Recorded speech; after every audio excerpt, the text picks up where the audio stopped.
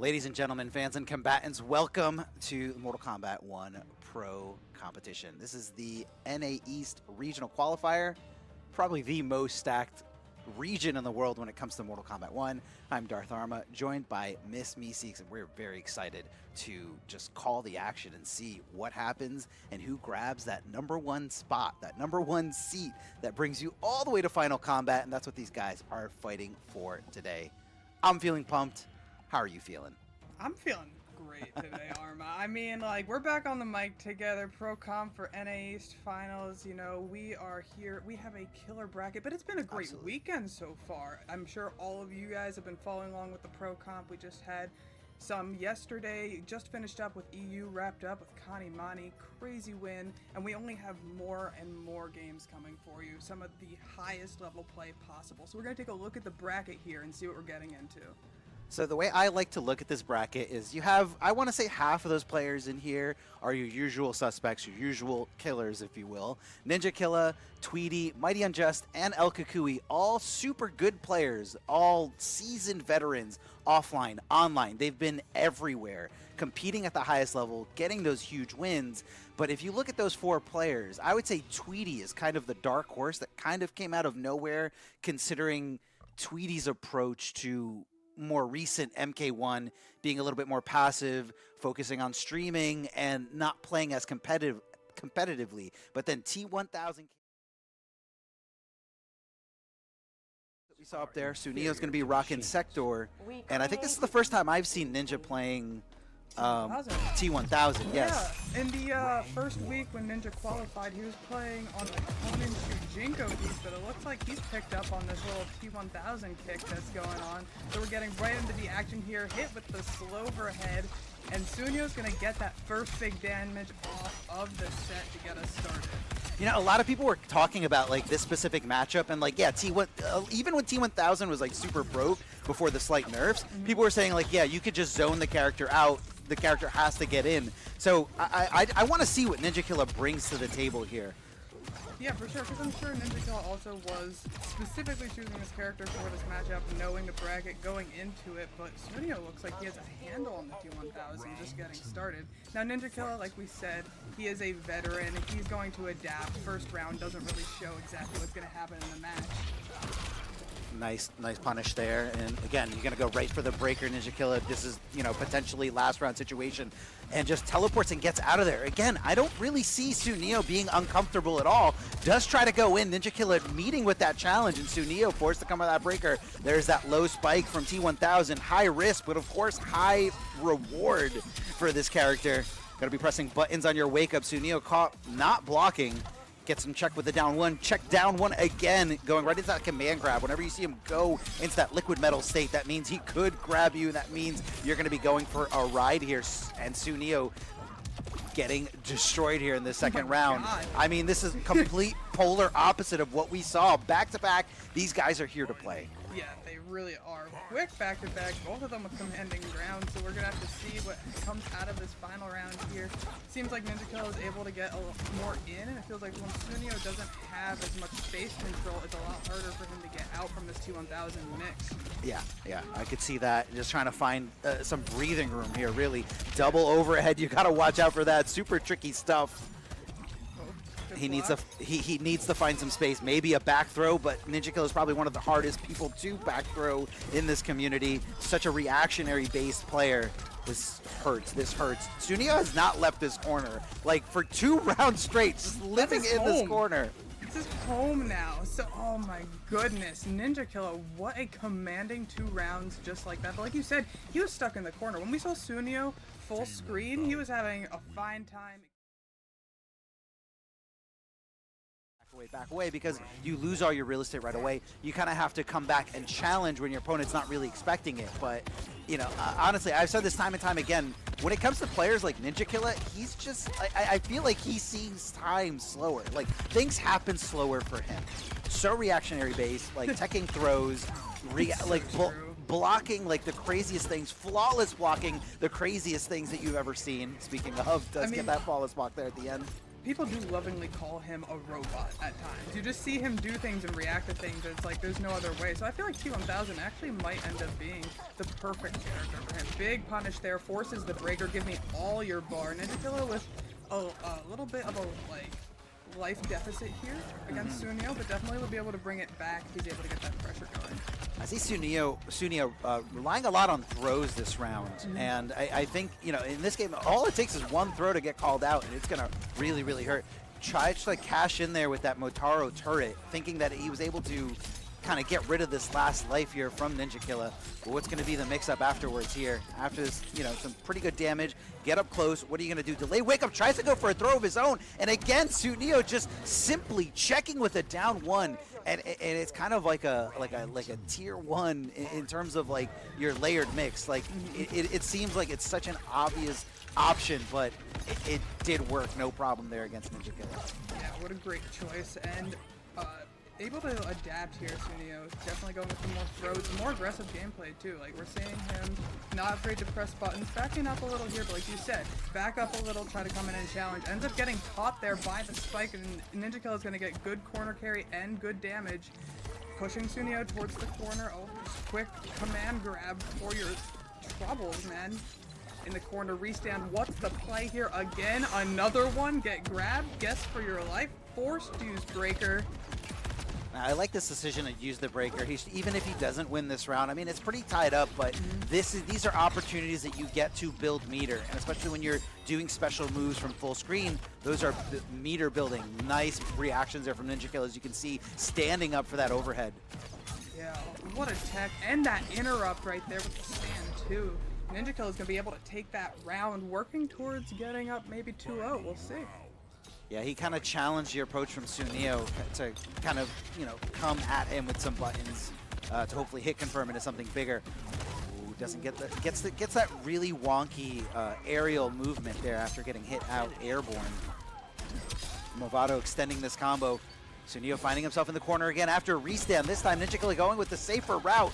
Armor's out, didn't even have Motaro to make it safe. Big jump in, and the escape failed. Ninjakilla tech the other way. Not sure why. Maybe kind of a mind game here, thinking he's not going to obviously throw me into the corner, but instead he's going to throw me back. Let me keep the momentum, but good call here from Sooneo. Does get clipped. The puddle coming towards you, racing up into that big uppercut. Empty jump into nothing. The respect from both these players, and then just immediate disrespect afterwards. Command grab coming at you. Command grab coming your way. Sooneo could still do this. Yeah, he absolutely could do this. He's on his last legs, but he's got it. And Ninja spent bar, not going to have access to breaker if it does come to that at this point. Coming in. Oh my god. Oh, gets caught out of the air. The conversion from Ninjakilla. What a play. They're going to go up 2-0 here against Sooneo. But that was close. Obvious with it. You gotta be patient, mix it up a little bit. There it is, puddle right away. I gotta say, I've seen not a lot of forward 3-4, 3-4-3 kind of staggers coming here out of You're right. Yeah. Which is surprising. Yeah, you see that a lot from many T1000s, just putting the hands on you, going into that super long string, and then from there, are they going to go low spike? Are they going to let it rip into the overhead, or are they going to cancel and go for command grab? But it just seems to be like almost purely like a punishing game from Ninjakilla, which is what you see a lot from his Conan. Yeah, that's very true. Ninjakilla has a very patient style of gameplay. I mean, his defense is immaculate. And he waits for those good openings, lets you bring him to him, and gets the damage off when needed. Look at this corner combo. The setup gets hit. Launcher again, this should be enough to kill. Yeah, Ninjakilla taking this first round and working on a quick 3-0 to get us started here. Immediate teleport, but wasn't super confident in that call out. You could see the Motaro had to preemptively come out. Does get the flamethrower Motaro extension with that teleport, but this is going to be, you know, some time before that Motaro is available. So if Ninjakilla can get Sooneo into the corner faster, and there it is, fighting back. This is what I'm talking about. A true zoner, a really polished, like, experienced zoner isn't going to just go back until they're in the corner. They're going to challenge you. They're going to go up into your face and say, no, you thought I was going to back away, but instead I'm coming in to get you unexpectedly. Sooneo showing some signs of life here where he desperately needs to. trying not to make this 3-0 happen. Sooneo had a commanding round, like you said. He's smart with his zoning right there, using that opportunity with the Mataro turret to back him up, to work his way in, get some damage off, and then the chip damage alone coming out of Sector 2, when used right, is insane over the entire round. That spike doesn't find anyone there, but thanks to this Movado cameo attack, does get you just right in your opponent's face. Yeah, and Sooneo in a bad spot here. Gonna be a setup. Corpse hop. Oh my god, the hammer. You rarely see that come out. Slow overhead right there. Spike. Force breaker. Suneo's on his last life right now. Sooneo does have access to Fatal Blow though, but unfortunately Ninjakilla does have full bars. So, you know, what's going to be the play? Goes for the turret. Oh, doesn't get the conversion. It's a very strange thing to convert from, because you know those turret shots, depending on where you are, where you're standing, and if your opponent's airborne or not already. The teleport! He doesn't have breaker, that's it! Suneo's gonna get on the board, 2-1! Reaction or read? I mean, I feel like that was the biggest of reads. I feel like that was just, I can't die like this. And I think he might have just realized that Ninjakilla overextended when it came to using that meter. I love how Sooneo will dancing on. That's true. Wow. All right. So when Sooneo was playing Mortal Kombat 9 against some of the best players in the country, they just weren't. Bandinoz was I believe 4 or 3 years old. Like that is insane. And they're here together in this top 8. But, you know, for Sooneo, he's got a huge opponent in front of him here. Ninjakilla, I mean, we've seen time and time again going toe-to-toe with the best in the world. And, you know, always in that conversation of, you know, he can be the best. And that's not just exclusive to this game. Like, Ninjakilla is just a super good fighting game player. Yeah, I mean, he just won a huge Tekken tournament a few months ago. He's a great fighting game player, and he's one of the few people who was able to beat the Chilean twins when they first came out, like Nico Lawson, Sport Prox, and MK1. Right. He's like one of the few, and oh my god, what a round there. And out of Ninjakilla, Sooneo not starting in a good spot here, right in the corner. Right in the corner. Is about to get breaker, but hey, look, Motaro teleport, get me out of here. He's like, get me away. I like the down one on the Movado, just do whatever damage you can there. You don't want to overextend or overcommit with anything like too devastating like a down 2, but hey, a nice little down 1 just to check. And I'm not seeing the Sooneo that I'm used to here. He backed up right into the corner. I mean, we went from coast to coast after that Motaro teleport, and Ninjakilla is just, okay, I'll put you in the other corner. That's fine. Exactly. Mix command grab, gonna extend with that Movado cameo. Not looking good. Not looking good for the Sooneo fans. Left of the restand, went right into another command grab, and that should be all she wrote. Ninjakilla taking it 3-1 over Sooneo. Is this more or less disrespectful than the fatality that Sooneo did just one game ago? Oh no! Oh, it's gotta be more. You can dance after all that. Oh man. A lot of people downplay that just a little bit. Yeah. Coming up next, we got Mighty Unjust going up against Pure. Mighty Unjust representing New Jersey, and Pure is actually from Memphis, Tennessee. Yeah. Pure on STG gets a lot of game time with those guys. I know he's been getting sets with some of the higher level players. Sonic vouching for him at some point. Yeah, I want to say Sonic was saying that they were playing with Pure more than anybody in preparation for Texas Showdown, which in it itself is like a huge honor. And what's so scary is that Sonic destroyed everybody with this team that we're seeing right here. So very curious to see how Mighty Unjust deals with, you know, going into this Cyrex vortex and, you know, how to come out of it. And this is how it could start. Great back escape here from the Mighty Unjust, reacting to it and just going right into the low spike. I think even if he did block, or he might have even blocked in that situation, the low spike being a special move does a ton of chip damage. Yes, it does. Also, with Pure as well, like, so the Cyrax, once he gets it started, once the whole loop gets started, it ends up being really, really, really hard to escape. But here, Mighty Unjust, if he's able to get first blood and get you in the corner, we're going to see something very similar to what we saw last set, and the mix of the T1000 in the corner. Cyrex has decent buttons, not as good of buttons, though, in my opinion, as T1000 to contest it. So it feels like Pure's going to need to be able to get that first hit, get that snowball effect to be able to be effective here. Yeah, Cyrex is just kind of, you know, needing that one hit, and this is the Here situation that you don't want to be in here. Bombs on the ground, bombs all over your wake up, and draining your meter while at the same time building meter from that green Serena portal where it's the guess. And I think that was Mighty Unjust trying to jump out of that situation because I didn't see a counter hit. It's all about, you know, what do you think is going to happen first? Am I going to approach with a stand one? Am I going to go for a neutral jump? And then afterwards, you have to guess again whether I'm going for a command grab or whether I'm going to keep you grounded there. And that literally, that sequence was one touch. One touch from Cyrex kept you in there. I see Pure not moving there. Yeah. Mighty Unjust not, not pulling punches. I think we're taking those. This is for Pro Comp, you take those. We take those, and I really don't see Pure moving at all. There's the delay wake up, the block. We're blocking. and there's the block. So something happened there briefly for 2 hits, but that's okay. You take what you take. Like, this happens, you got to make sure your controller's charged. You got to make sure everything, your wire's good, your wire's fresh, whatever you're playing on. Mighty Unjust taking that first game. Yeah, huge first game. I mean, we saw it right there, right? So like T1000, pretty snowball gets you in the corner mix, but I mean,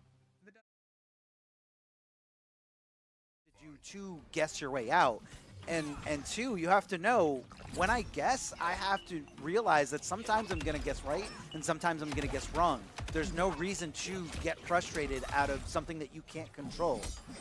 yeah, it's also going to be really important, like risk reward. Okay, there are multiple guesses. Which guess is going to get them the most damage or get them the better setup? And being able to choose, like, okay, pick your poison. If you might get hit by something, what might you be okay getting hit by? I don't know. I don't think you're okay with getting hit with anyway. I think in this situation, it's either get grabbed into bomb or get hit into bomb. Both ways lead you right back into here. You make a point.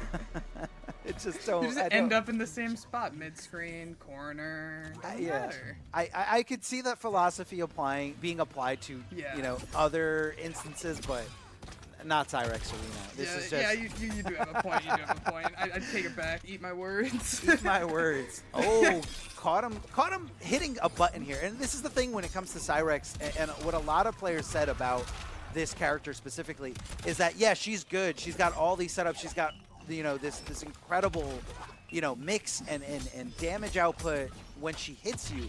But how does she get that first hit? You know, it also goes back to, like, Kenshi when his, you know, when Sword is not out, like, or when Sword is out, like, how do you get the hit? Or when Sento's not out, how do you get that hit? Well, you know, all it takes is one mistake. All it takes is one good read. Like, you can find that hit. And it's not like they have bad buttons. It's just you can be argued that there's other characters with better buttons, you know? Yeah. But, I mean, huge snowball again. Mighty Unjust in the corner. Again, it could just take one hit. No, he's going to get the spike through. Yeah, a little scary there to kind of whiff that move right in front of him. I mean, it could have been worse, but at that point, Pure really didn't have anything to lose, and even doing a special move is going to build you a little bit more bar going into this final round.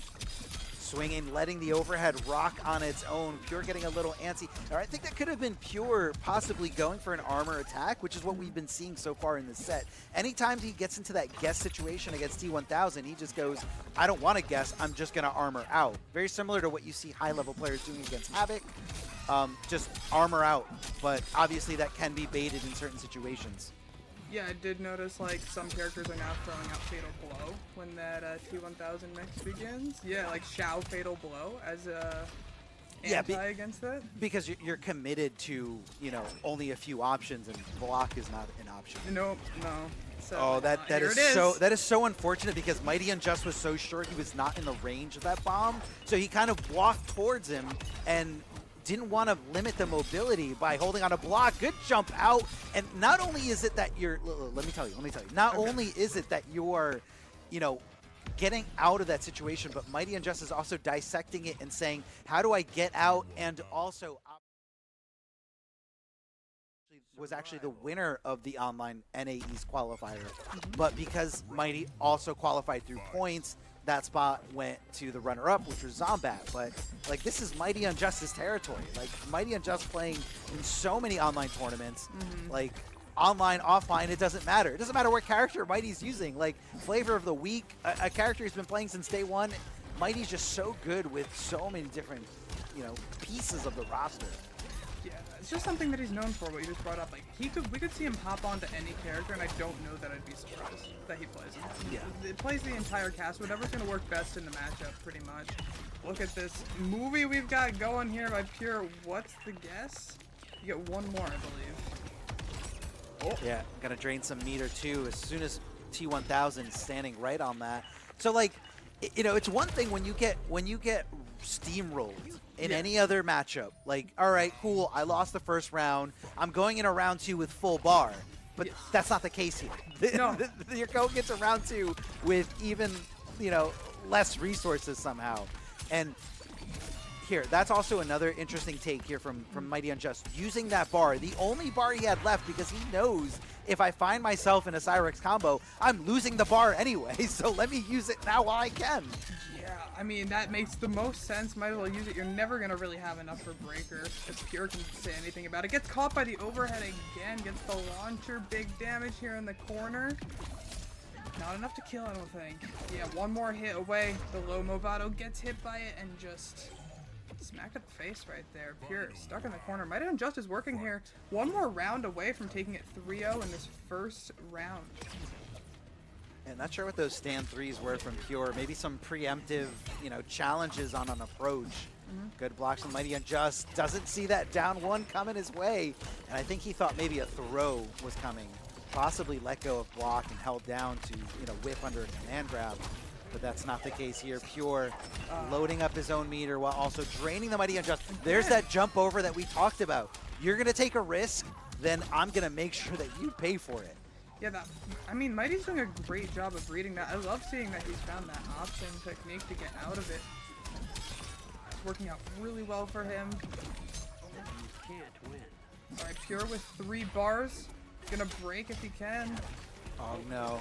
I don't know what that slow walk was. I don't know if he was like trying to bait something out. Maybe he was trying to bait out like an armor flip kick, but not the right call. Paying for it. He's paying for it, and there's the conversion. Pure on the board just like that, taking advantage, able to get on the board. We're at 2-1. We've got a set going.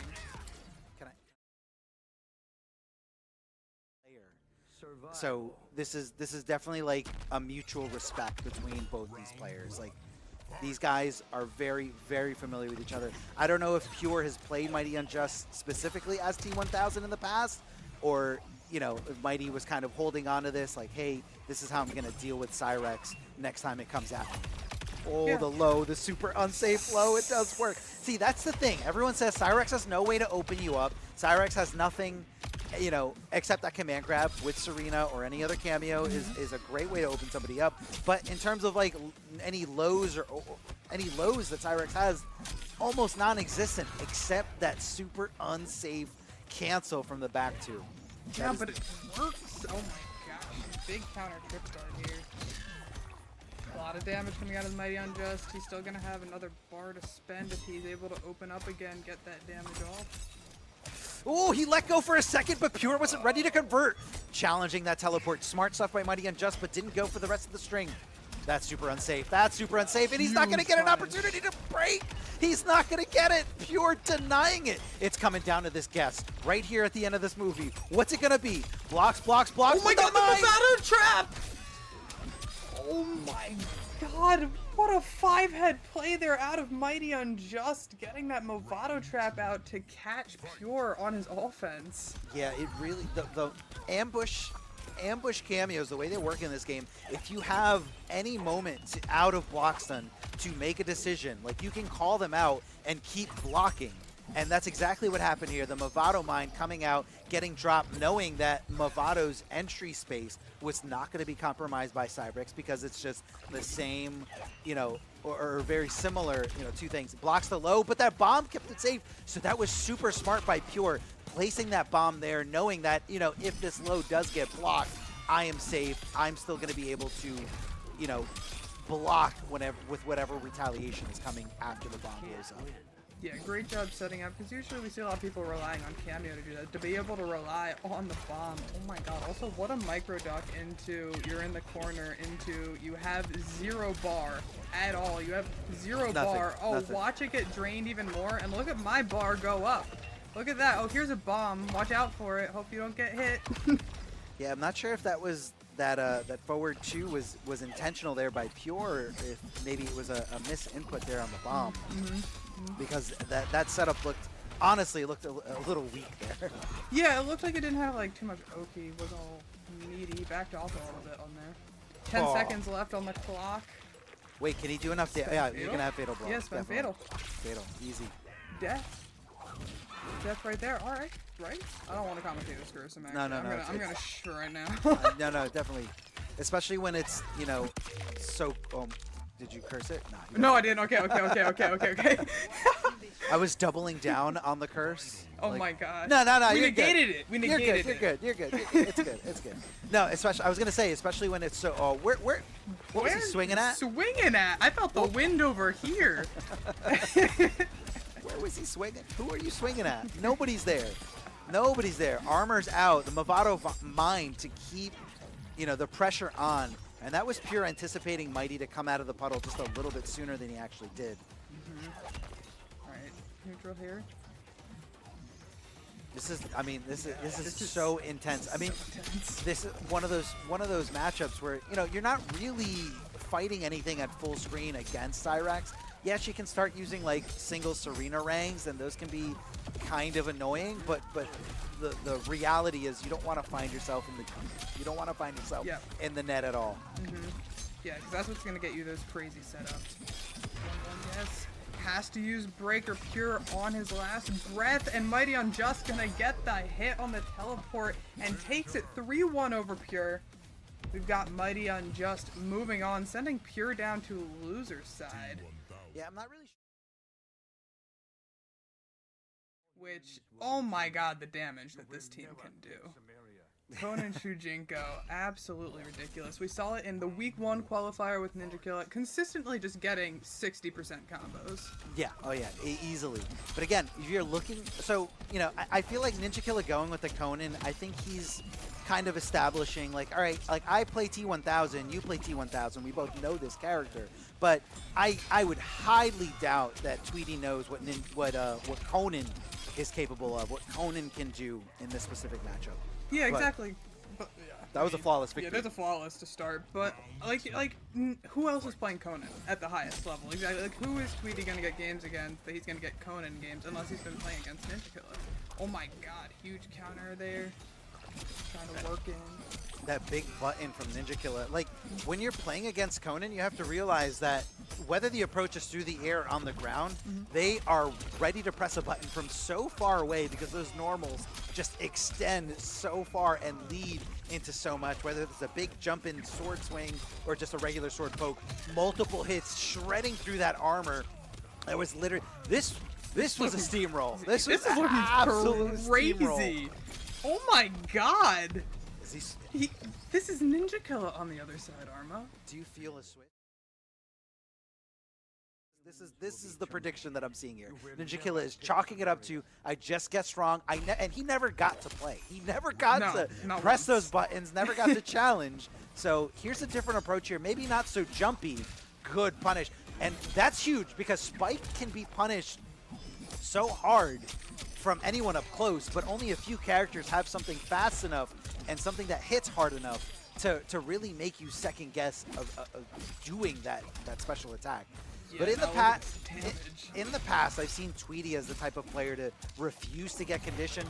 So look at Tweedy, hands on the wheel at all time, ready. Like, who is expecting Ninjakilla to drop a combo? No. Absolutely nobody. Nope. But Tweedy was. Tweedy was ready to swing. Tweedy was ready to punish, and Tweedy ready to take 3 rounds straight. And the score is wrong. Tweedy won the game last game.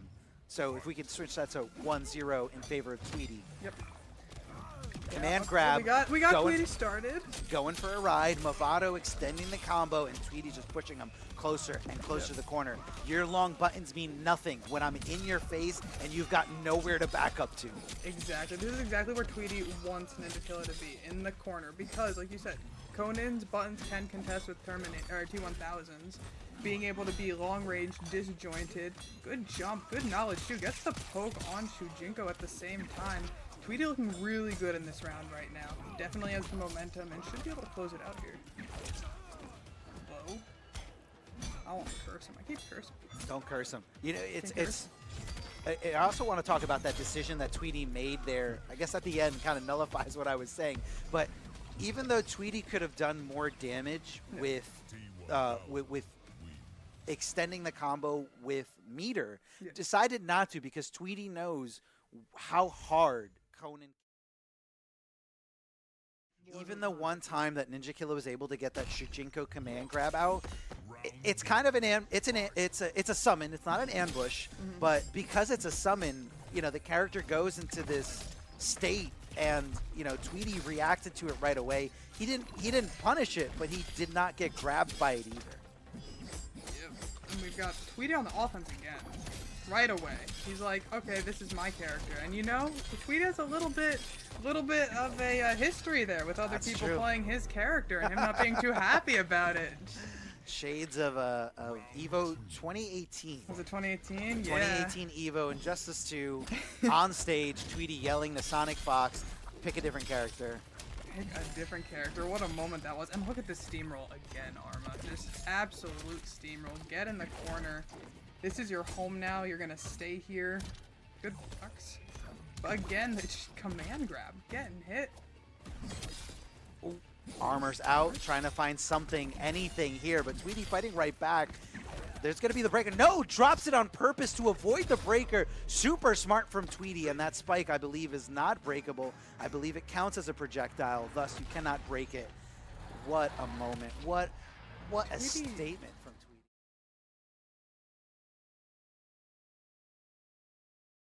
bandinoz needs to play a specific character, a specific top tier for themselves.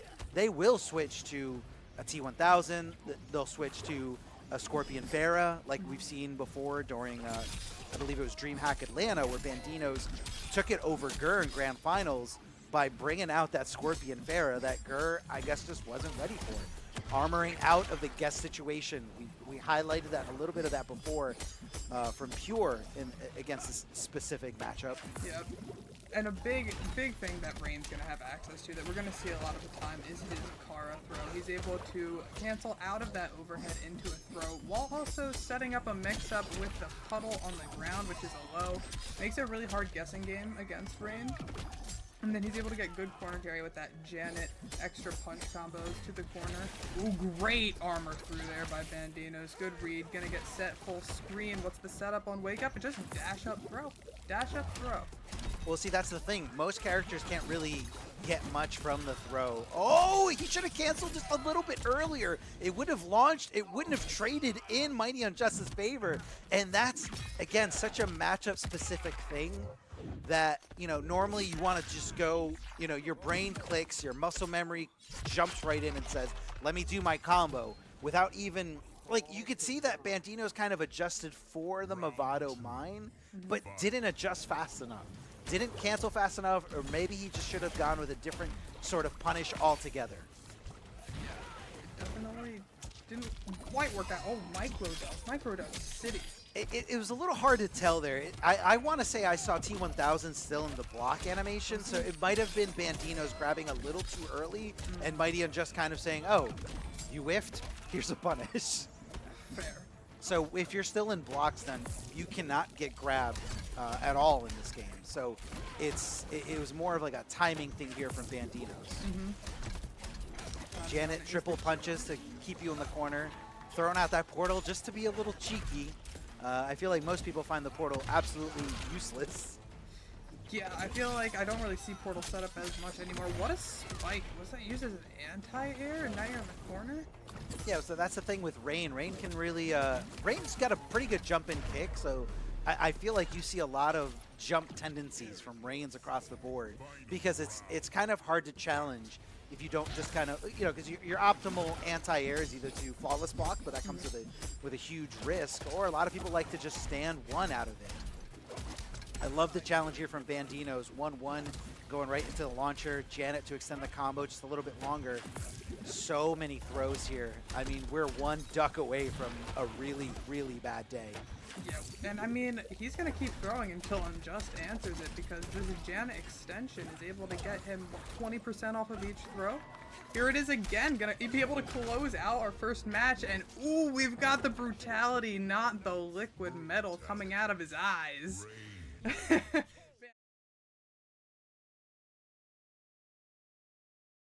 At implementing armor in that guest situation.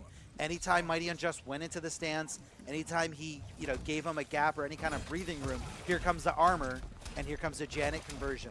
Gonna do those 3 punches and just keep it going. Now he's gonna have Mighty Unjust locked down in the corner. Here comes the low puddle, and what's gonna be the mix? Regular overhead does get, and that actually, I believe that did not combo. That was just down 1 on hits into special move. You know, we just throw it out there sometimes. Down 1 special, why not? I mean, down 1 special is great when the opponent blocks the down 1 and they're like, oh, it's my turn to swing. But that's not what happened at all. No. So that shows you right away what kind of tendencies bandinoz is having. Even after a down 1 getting hit, I still don't want to block. Yeah, oh my god, he has the fatal off. Look how close bandinoz would have had to be able to break. Right there, it was just about to be enough meter. Do you think that's why Mighty Unjust went for the decision? Yeah, definitely. I think that's probably why he shortened the combo and decided to go straight into fatal. It's not going to be enough to kill, but Chip with P1000. Yeah. Once you jumped right there, he sealed his fate. Like, took to the air. Mighty says, cool, bet. Here comes low spike. Even just meter burns it to make sure it does what it's supposed to do. Exactly. Active frames on that. He was landing on it either way. Gets hit by the overhead here. Big opening. Poor Mighty Unjust on bandinoz is going to get a hard setup. Medion setup. Goes for the low spike. It's just the mix. Watch out for that overhead. Watch out for that low. Oh, forget he has a command grab too. Now in the corner, down 1 on that wake up, and that was able to get bandinoz the breathing room he was looking for, the breathing room to keep pushing Mighty Unjust back.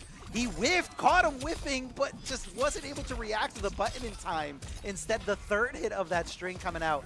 Oh, that was a little too obvious, Mighty, a little too obvious. bandinoz ducking under that, no problem. Whoa, able to jump out of bandinoz grab though. Mighty Unjust taking us to 1-1 here. Yeah, that's the thing is when you jump on wake up is it's very hard to hurt somebody at its max at its max when they're jumping out on wake up like that, because you don't know if they're gonna just regular jump or delay jump out. Most of the time what happens is, you know, if they were pressing on your wake up and you jump out, you get hit into this weird airborne state, and that doesn't usually lead into a huge combo. But jumping out is great against someone who's throwing a lot, and I feel like that's what bandinoz has been showing through both these first games. Like, his willingness to throw and throw and throw, and you know, that's kind of what Rain has. Rain doesn't really have any kind of low overhead mix-up. Yeah, he's got the overheads, but other than that, what's he gonna hit you with? Sweep? Like, yeah. bandinoz is a very patient player. He waits for you to open yourself up, like we just saw there. Low spike, getting full combo punish from bandinoz. bandinoz cashing in big with those Janet cameos, 40%. Yeah, good damage to 40%. Yeah, I mean, like, we're mainly just seeing back 3 if we're seeing a low out of Rain or anything, so it's going to be interesting to see. We see Mighty Unjust going ahead and jumping more, trying to kind of get out of those throws. I love how the layers are going to develop here between these 2 players as we get further into this set. Oh my god, that whiff punish, the spacing out of Mighty Unjust. bandinoz believes he's going to go ahead and break. Build up a little bit more meter too. Not going to be able to get the round. Mighty Unjust gets the round in a really good positioning too. Has bandinoz kind of backed into this corner here on the right. Oh, he was like, where's the overhead? Where's the low? And instead you get command grab. Exactly. Like, you're like, okay, in I this- can fuzzy, or I could try to figure out what. Oh, just kidding. He's grabbing me. Well, see, that's I mean, you know, that's the thing. You can't really fuzzy time that because that's the mix-up is do they let the overhead come out and then go low spike, or do they just go low spike instead of the overhead? So it really is just this huge guessing game. As soon as T1000 puts those arms on you. Those liquid metal arms. Goes for the throw. Goes for the throw. I told you he's so willing to just go for the throw time and time again, but once you get really complacent, you know, bandinoz is somebody that is going to adapt to the situation. And Mighty Unjust just being super stubborn, not banking on, you know, stopping the throw at all. That was very good awareness of Mighty, seeing that bandinoz was in an airborne state from that down one and saying, all right, let me cut the combo short and find one more to go into the fatal blow. That is super unsafe, right in his face. And Mighty just kind of bet the horse, the whole cow on that. Yeah, he really believed in that one connecting and loses the round because of it. bandinoz here gets started with that back three, able to get a little pop-up, get some space, breathing room. Again, the spacing out of bandinoz, I love seeing where he's choosing to press buttons, how he's kind of dashing in and out with that threat of the possible cancel into throw, but also good buttons. Here comes damage in the corner. Oh my god, is this going to be a flawless round here out of bandinoz? No way, he's on the board 2-1. That was crazy, and we're continuing. We still got more. Goodbye. Flushing him away. What I notice here from bandinoz, that pure adaptation. Yep. So I love seeing that. I love seeing the pure adaptation because again, like, I'm not gonna say that Rain's a really good character. Like Rain is one of those characters that I will kind of agree with the Rain down players that, you know, this character is a little underwhelming. Like Janet's carrying a ton with this specific team here, extending combos, making throws hurt way more, and that's kind of why bandinoz just focuses so much on, you know, throwing you and then changing to what you're going to do to deal with that throw. Yeah, I mean, Janet definitely is just such a good tool for Rain to be able to use. Allows him to get a lot more damage too that he wouldn't necessarily be able to get otherwise. Oh, get caught out of the air. Mighty Unjust has access to fatal blow here. bandinoz with no break. There's the mix going early into that low spike. Oh, he bandinoz. just got break. I mean, hey, force them to use it anyway, right? Yep. We're And not for gonna, what? I mean, it's one of those things. I feel like when you fatal blow someone and they have all the time in the world to decide, to react and say, am I going to use this bar? And you put them in this like weird situation where they feel like I have to break this, right? Like I am obligated Right. to break this. Right. So I think it just played really well to the Mighty Unjust. Command grab again. Going to extend with some Movado. And a nice little bounce here. Now, I mean, look, man, this is what the character does, right? Throws you in the corner, makes you guess. Saw that coming a mile away. I also feel like it wasn't really a good time to use that armor. And, you know, specifically because it wasn't Mighty's turn to swing. Mighty did his string. He did his 2-hit string. And then afterwards, bandinoz just kind of armored back. Maybe he was thinking that low spike was coming and he didn't want to guess, or that maybe command grab was coming and he didn't want to guess, but it.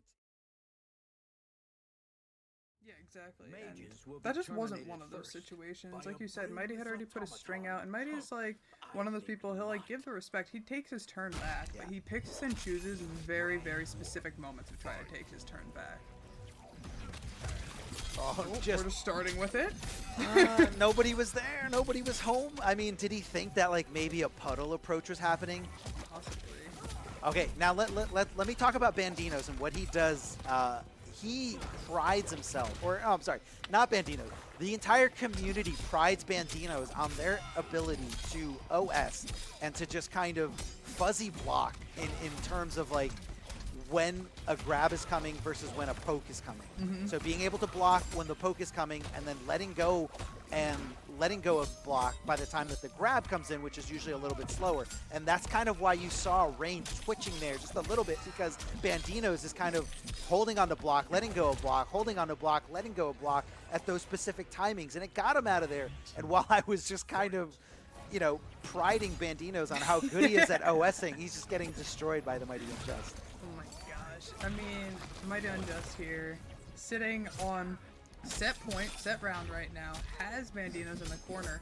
Not sure what setups he keeps going for there in the corner in the different stance, but able to get the low Movado. Just pressure, pressure, pressure. Bandinoz doing a good job blocking, but you can only block for so long before you just get command grab launched. Damage in the corner. You're going again. All right, how you waking up? What's the guess? Tries to poke out. Big punish. Forces the breaker. Bandinoz still in the corner, but Mighty Unjust is backing up a little bit. No longer has those resources that he had. All right. Ooh, spike at full screen. At that range, I don't really think there's much Rain can do other than approach. I don't know how that boot didn't find Rain's head. The overhead does get blocked. bandinoz with a clean back throw. Janet for the extension. Good damage here, nearly 20%, and a nice jump in. Gets able caught. to block the mine! Oh my god, I thought he was going to get caught by the mine. So much going on here. Gets another throw. Not doing a ton of damage each time, but it's chipping away here at Mighty Unjust. Armor's out, 10 seconds left. Mighty Unjust with a large life lead. No more bar for either of them to break either. 4, 3. Oh, it's not enough. Mighty Unjust is winning over bandinoz 3-2. What a set there. And Mighty Unjust is going to be moving on to meet Tweedy in winners. Bet it all on that, completing the entire string. And that's going to be setting up our winners finals, which we are going to have broadcasted here. Tweedy versus the Mighty Unjust. Tweedy is Tweedy's back. And Tweedy is back. Tweedy is back. That's all I can say, man. I love to see it, man. I'm so happy to see Tweedy back because sooneo, by far the oldest player in this top 8, turning 40 years old in 2 You're days. really throwing that at him today. Let me clear the air. Let me clear the air. The only reason I said that is because sooneo tweeted that there's no way these young kids are letting me qualify here. Like, he is literally twice the age as one of the competitors in this top 8. The one he's going against right now, right? That's right. bandinoz, 18 years old. sooneo, 39 and almost 40 years old. Look, when sooneo was out playing Mortal Kombat 9 on stream against some of the best players in the world, bandinoz wasn't even in kindergarten yet. Like, let me put that into perspective. Like, this is insane. And I'm so tired of hearing this old man argument that old men can't react. That's absolute bullshit. Like, as we're seeing it right here. I'll say it with my whole chest. This is the most competitive region when it comes to Mortal Kombat 1. And sooneo qualified. sooneo is here in this matchup. sooneo is here fighting for that spot and can still absolutely do it. Yeah, I mean, here we go into it, sooneo. I mean, that's a lot of praise for him. I feel like I gotta bang for bandinoz now. Go for it. Go for it. I dare you. I dare you to try. bandinoz looking great here. Does get that final hit. And, you know, we saw so impressive when it comes to, you know, the OSing. And I think that's going to be something that sooneo needs to realize when he does get up close against bandinoz. Yeah, I have the same freeze here. I don't know if that's the match. Oh, That's a quitality. we had a quitality. Obviously not a rage quitality, but maybe more of a streaming right now, but maybe could be locked in instead. Yeah, I believe I saw him tweeting out whether he was going to decide whether to stream or not. Oh, are we hopping in? We're hopping in. It's starting. I also did want to note, we didn't notice out at the start there, bandinoz running the Sub-Zero cameo. Try to help with some of the projectiles going on here. Be able to hopefully trade for some of his own projectiles back, because Rain does have a decent projectile game, but I mean, Sector is just throwing missiles all over the screen. Yeah, and I think what bandinoz is giving up, as you can see here, the throw isn't really going to do 20% anymore. Giving that up because the only ambush that Sub-Zero has is the vest, and it's just a passive defense to get around zoning and projectiles. So I think he really is eliminating a huge portion of what players are scared of when they fight against bandinoz. Hurting really hard here. And Sooneo, that was so smart to go with the long poke, because if he went with a short poke, bandinoz would have easily whiff punished. But Suneo's called out that backdash and just said, no, you're not going anywhere. That's going to be a super punish. A stand 1-1 from bandinoz. Doesn't want to spend any resources to extend any more than he has to, and he's just waiting for the stray hit. Yeah, and there it is. Goes ahead, get out of the sky, sniped out of the sky. This Sub-Zero armor is working really well, and even though we aren't getting those Janet Cage extensions, I feel like also we're seeing bandinoz has a lot less throws than he's going for. He's kind of going for a much different style of gameplay. Good job holding the pressure there. Blocks again, gonna get a side switch here. Get a setup in the corner. Yeah, hits him with that big back three. Oh, ooh, gets caught. Not able to get the conversion off of it. Again, good checking mid. Oh. Okay, both of them are just trying to get a hit right now. Sooneo opting for the grab. Good Oh. tech. Yeah, that's absolutely, that's like pure I mean, again, bandinoz, the king of OSing, like there is a very specific OS that I feel like bandinoz is using, where you let go of block, hit the button, and then block again. And during your let go, so basically during your let go of block animation, you can input a tech without committing to an entire button. And you see players like bandinoz doing it all the time. Getting right through with the vest on, don't have to worry about the projectiles. But again, Suneo's so good at challenging that approach, at saying, you know what, I'm not just gonna hold back. I'm gonna go forward when I feel like it and throw you when I feel like it. Yeah, and I mean, we saw bandinoz had like 3 tech throws in a row and it failed. 7 seconds, 6 seconds. Sooneo just gonna back off, finish it off. What was that? Taunting. He's taunting. That was 2 taunts right there in that round. So the first taunt he tried to cancel out with the Motaro teleport, and the second one he just did. He just did because he felt like it, because he said, there's no way you can hurt me in time to win this round. So Sooneo is literally just trying to get in bandinoz head right now. I mean, Sooneo, like we were saying, it doesn't matter who you are, it doesn't matter, he will fatal, he will brutal, he will teabag you. Anything you can do to get in the other opponent's head, though. I love the switch over from Sooneo. Like, he threw those 2 projectiles, the vest came on, and he said, all right, let's go. Like, let me jump in there and fight you. Backing off, going in, and faking out the going in.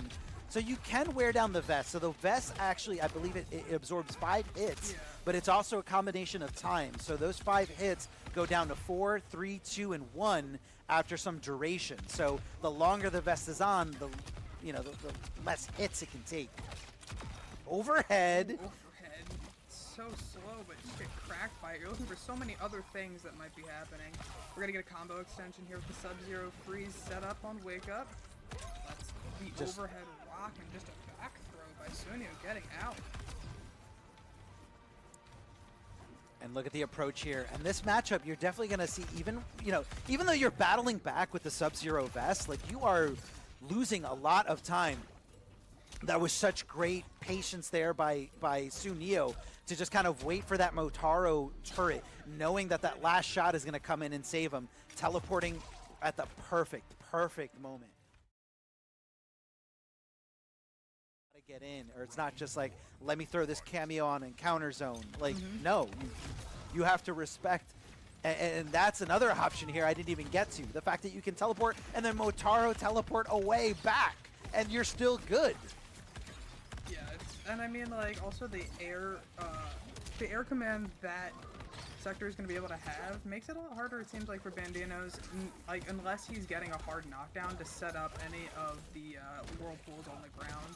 Because, as we saw, Sooneo was just hopping right over them, throwing all the projectiles, but bandinoz running away with it here. A lot of pressure, gets the setup on Wake Up.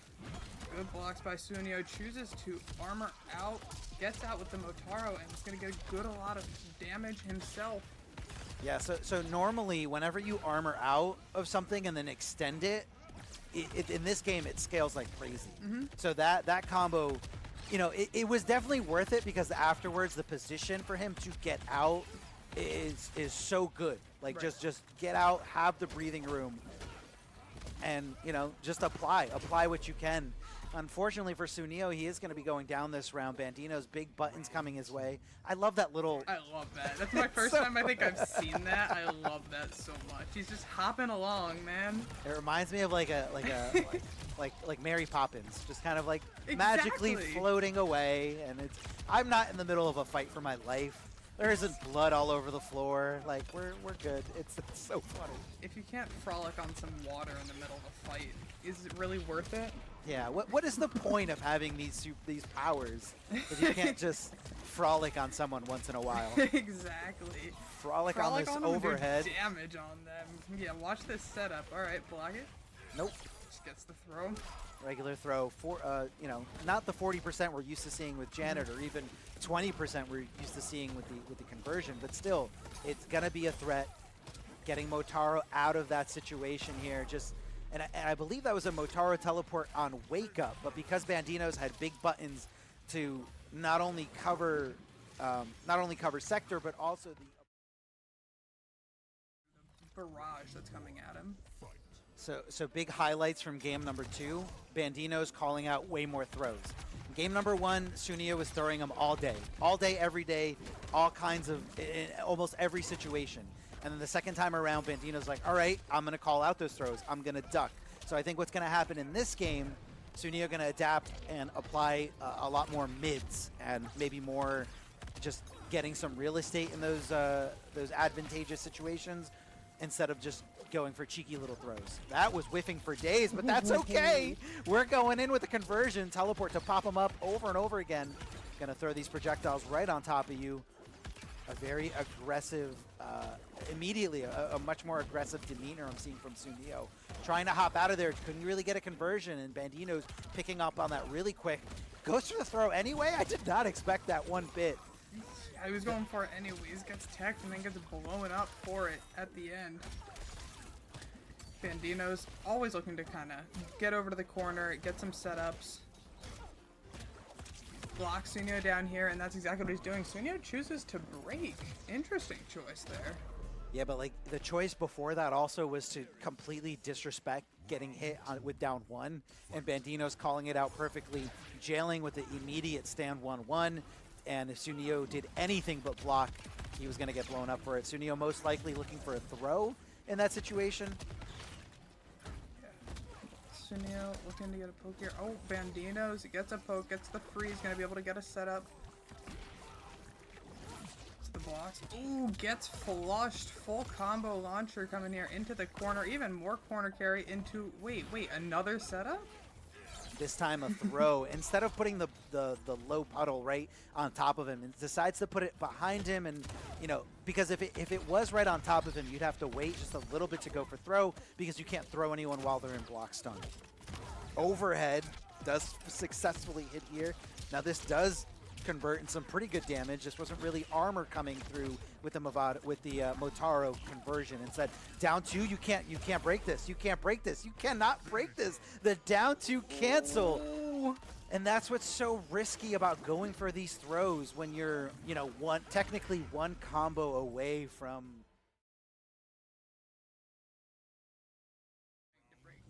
Yeah. You're just waiting for that cameo bar back. Let's see what adjustments Sooneo does going into this. bandinoz with first blood here, going ahead getting the flush, full setup into another. He decides to put the portal right on top this time. Kara cancel, throw. I mean, pressure is just insane here. Again, getting a pop-up. bandinoz running away with the round. Gonna have to close it out. One more hit. Ooh, tries to go for the throw, but Sooneo mashing back with down 1. Trying, you know, whether he gets this round or not, at least he's not in the corner. Yeah, at least he's got the real estate to work with. And, you know, that's really why you shouldn't give up in any kind of situation. Because you can build more meter, you can, you know, get a better position for the next round. And, you know, Suneo's just trying to do anything. Right now, there's no reason to end the round here. bandinoz just kind of hanging out. We're even going to use the Motaro turret for a free mix-up, and bandinoz blocking it like nothing. bandinoz is happy to just sit there in the corner. He's just blocking blocks. Okay, yeah, I'll take the throw. That's fine. But 20 seconds is a long time to kill. I mean, it seems like, oh, he didn't commit. He didn't commit to it at all. Only 13 seconds left. Oh, another throw? They're not No even way. yet. 10 No seconds. way. No way. He makes his comeback. Oh my He god, the bets it. breaker! He really bet it on breaker? He Oh. really bet it with breaker? Wait, no! That is so unfortunate. That is so unfortunate. So what Was that happened? What happened there was that the Sub-Zero vest was on, so the flamethrower counts as a projectile. So the flamethrower got negated. Oh, The flamethrower got completely negated, and then it turned into this crazy scramble situation. And Sooneo just dropped. That was Suneo's round. Yeah, He it dropped the punish on the other side because Bandinoz tried to swing, but the Motaro teleport put Sooneo on the other side. What a heartbreaker. I'm still talking about it, and it happened a round ago. It hurts, man. It hurts. It hurts to see because, like, Sooneo, I mean, he was just so patient. Such a patient player. Wow, the respect. We're just going to sit in front of each other and stare at each other for a minute. But he just was able to, he was coming from a crazy life deficit and able to just take advantage of the time that he had, not throw anything any crazy out there. But ends up losing it right at the end. Trades. Oh, poking back. So Freddy's that, down one. now, that overhead is super slow in terms of, like, you know, just doing it raw right in front of somebody, not after any kind of, like, down one on hit. Like, if you're just doing it, you really have to condition someone to not press at all for that overhead to hit you. And also, that water bubble has been helping a lot with the projectile chip as well. It's just something that adds up over time over the round. Is going to be the chip from Sector. Oh, we've got a back throw. 10 seconds again. We have a crazy round again. Oh no, Bandinoz closing it out. Bandinoz taking it 3-1 over Sooneo. Unfortunately, that means that is the end of the run for Sooneo here. Bandinoz moving on. We've got Bandinoz waiting in loser semis finals, waiting to play the winner of Ninjakilla versus elcucuy here. Elcucuy. I mean, I'm Hispanic. That final combat spot, so it's hard. It's a hard one. It's hard on the players, but it's a lot of pressure. Makes for a lot of crazy games. And we do see the Cyrax Arena to start here out of elcucuy. He had hovered over Havoc before headed in there, so yeah. I feel like elcucuy loves to go for that Havoc. I don't know if that's going to be like a specific thing in this matchup. I think Conan has a really good armor options to do with Havocs back to 2, so that could have played a big part in this. So he doesn't guess, he doesn't guess right either one of those options here. Nope. Bye-bye meter, and hello meter. Yeah, Conan gonna have no access to any of that. And I believe this is gonna be one more guess here. Oh yeah, guess for life.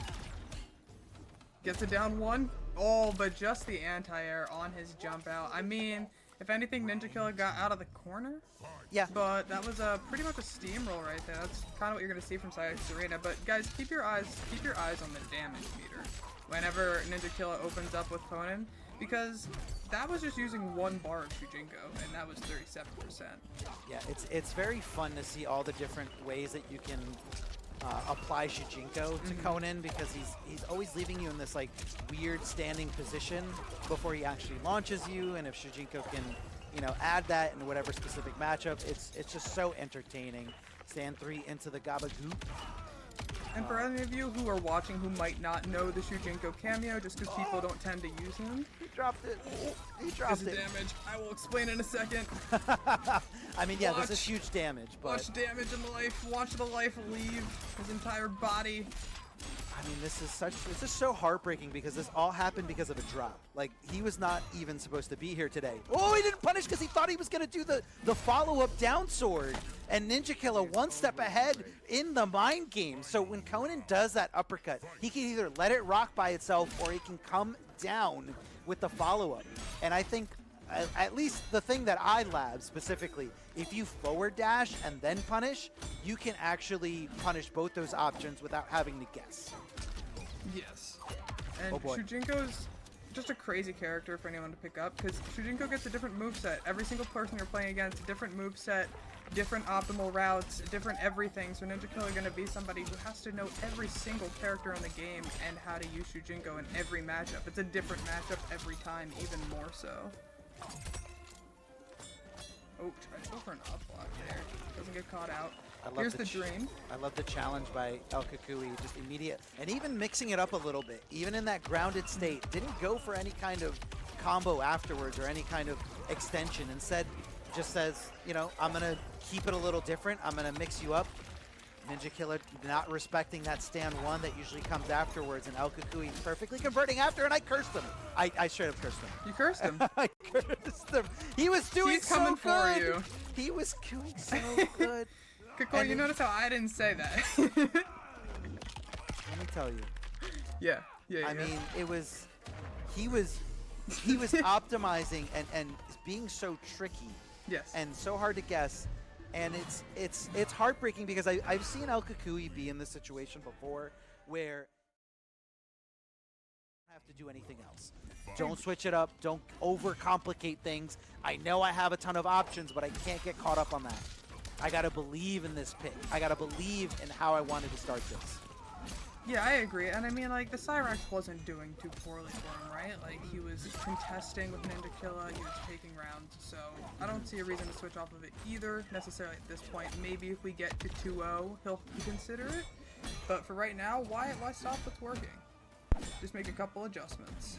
That's all you need, just to adjust. Those are big buttons. You don't want to whiff anywhere. You don't want to whiff anywhere on the screen when you're going up against Conan, except like if you're full screen, I guess. Like those buttons reach out so far. Not only just those standing buttons, but also those jump-in buttons as well. Good challenge from elcucuy, converts right into the goop. You're going to be popping him up for a ride, even draining just a little bit of meter. elcucuy not really having much of his own. Armor's out of there because, hey, that's the only opportunity he's going to get to use that bar, so might as well use it, and that's going to be enough.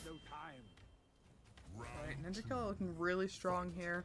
Not really getting too flustered in these different Cyrax Serena setups or anything. Seems like, obviously, he's been looking out for this team, as most top players have been.